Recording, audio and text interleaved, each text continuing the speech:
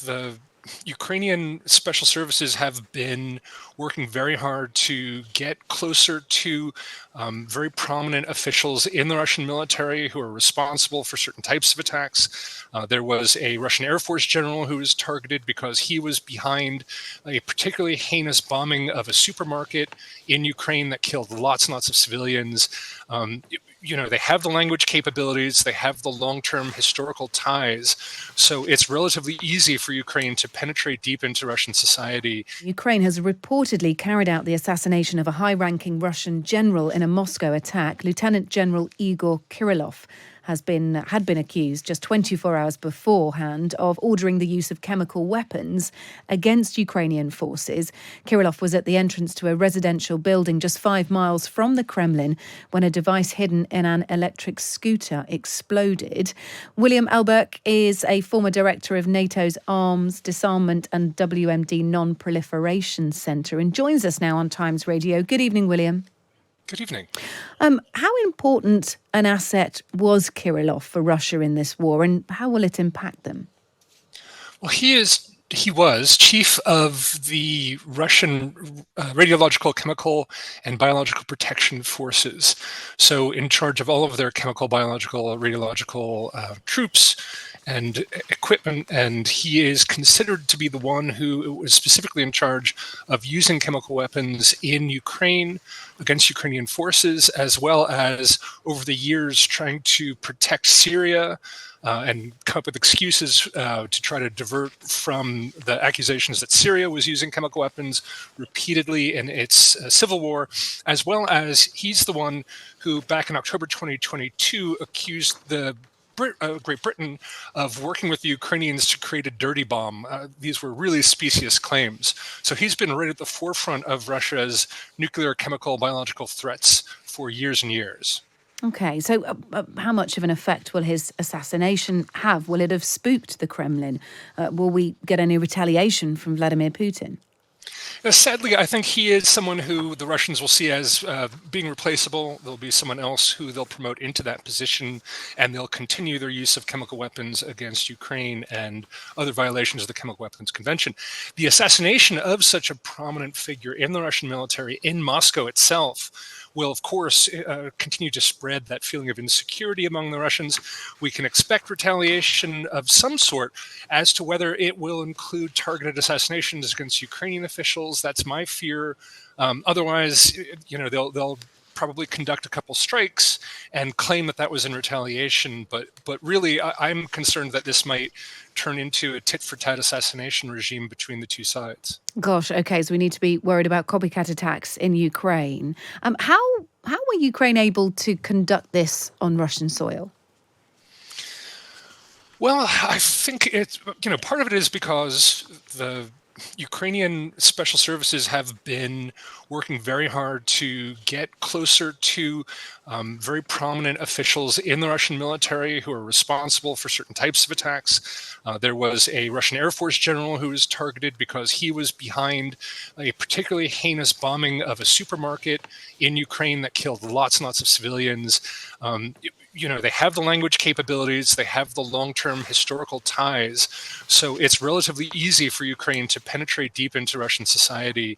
And these people, they don't hide their faces. Kirillov is someone, again, who we've seen in the media many, many times defending Syria or accusing Ukraine of this and that, or accusing Great Britain of this or that.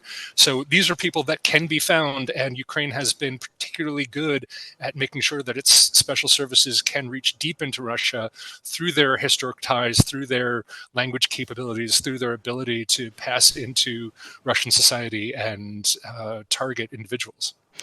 So the killing was claimed by a source within the SBU, the Ukrainian Security Service. We've also got the GUR, it's Military Intelligence Services or Service.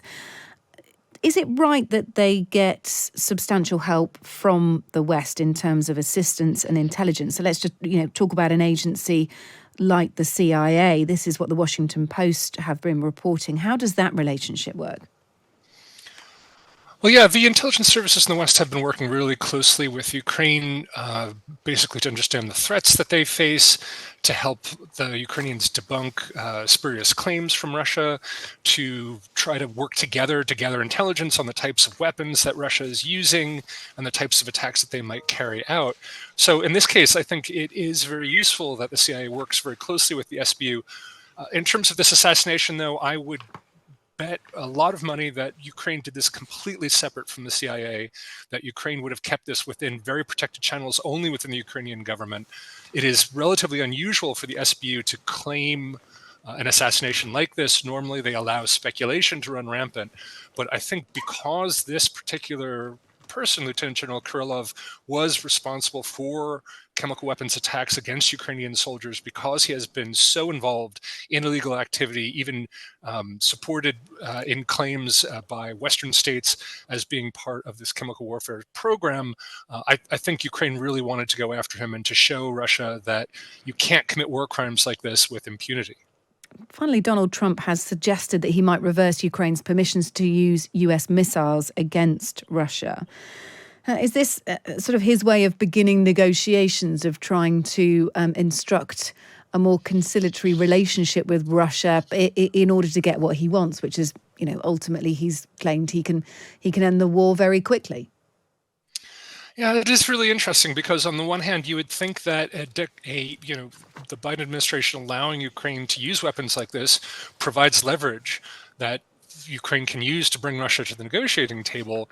And so I find it a little bit strange that he would talk about taking away that kind of leverage. But I think you're right. I think he is positioning himself as a negotiator, and he's trying to test the waters, put certain feelers out there, see what the reaction is, see if Russia will react to a statement like this with some positivity. So I think he's preparing himself for what will be a very difficult, and regardless of saying he can make peace within hours, it is going to be a complex negotiation. The actual form of peacekeeping, for instance, is going to be very complex. What kind of land swaps there'll be or anything like that is going to be an incredibly difficult question for Ukraine. So I think he's starting to dip his toes into a very, very complex process. He's dipping his toes into the water now, and we'll see the difference between what he says and what he actually does. The Biden team has said that they briefed Trump on this decision before it was made. So, I find it hard to believe that Trump didn't know that this was happening. Again, I think this is just part of a negotiating strategy, and we'll see what happens in that negotiation within the coming months. Look, thanks so much for speaking to us. Really appreciate it. William Alberque, former director of NATO's Arms Disarmament and WND Non-Proliferation Centre.